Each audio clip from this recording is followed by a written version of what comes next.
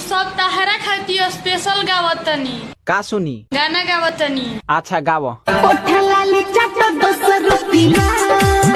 रे बड़ा सुंदर गीत गाव तारी, कहाँ से सीखली हो? अरे का हो, इस सेंटेंस को इंग्लिश में बता तो। वह मुझे लाठी से मारकर भाग गया। ही मारिंग दिस लाठी फोड़िंग दिस कपार। अब भाग गया रहरिये रहरिये। ओए ए ये देखो क्या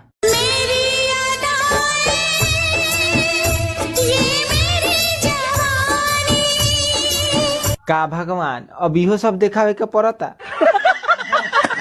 ए माई कहा रे? एगो बात कही, कह। एगो धनकुट्टी के मशीन किन दे। सब लइका मोबाइल आ मोटरसाइकिल किने कहतरन स, आ हिंगा धनकुट्टी के मशीन चाहिए। बहुत प्यार करीले, हद से ज्यादा, खुद से ज्यादा, और अब से भी ज्यादा। अरे भाई तू जेकरा से प्यार करत रहला ओकर एक्सीडेंट हो गए, उमर गईली का? खुदा तूने मोहब्बत ये बनाई क्यों है?